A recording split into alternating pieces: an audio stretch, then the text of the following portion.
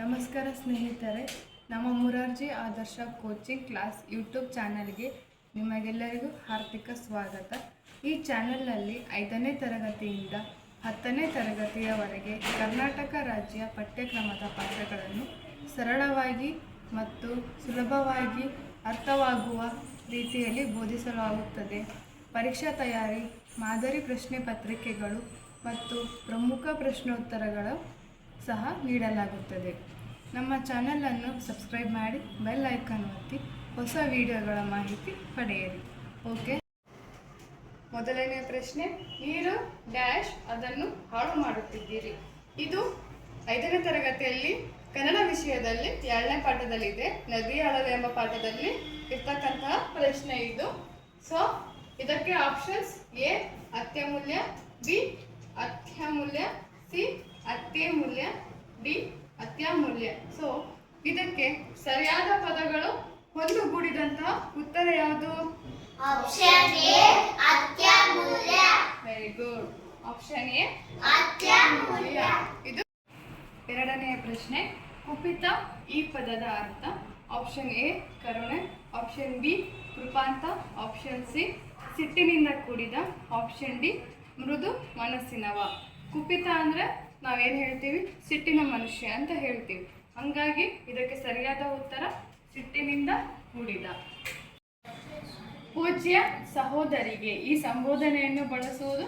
Option A ತಾಯಿಗೆ, option B ಚಿಕ್ಕಮ್ಮನಿಗೆ, option C ಅಕ್ಕನಿಗೆ, option D ಸ್ನೇಹಿತೆಗೆ. ನೋಡಿ, ನಾವು ಮುಖ್ಯವಾಗಿ ಪೂಜ್ಯಶ್ರೀ ಯಾರಿಗೆ ಬಳಸ್ತೀವಿ? ನಾವು ನಾವು ಪೂಜ್ಯಶ್ರೀ ಅಂತ ಯಾರಿಗೆ ಬಳಸ್ತೀವಿ? ಹಾಗೆ ಮಾತುಶ್ರೀ ಅಂತ ಯಾರಿಗೆ ಬಳಸ್ತೀವಿ? ಯಾರಿಗೆ ಬಳಸ್ತೀವಿ?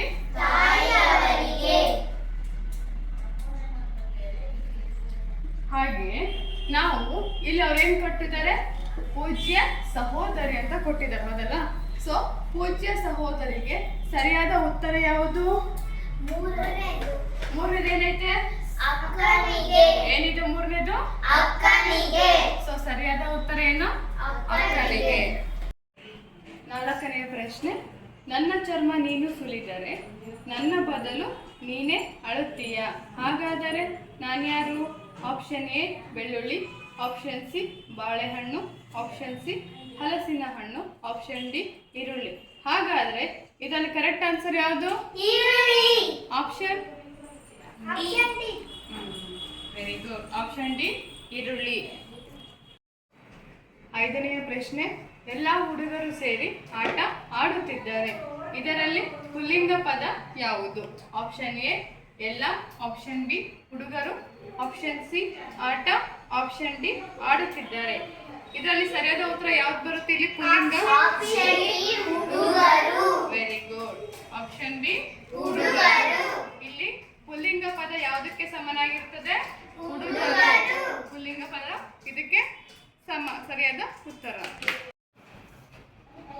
ಕರ್ನಾಟಕದ ಅತಿ ಎತ್ತರದ ಜಲಪಾತ ಯಾವುದು?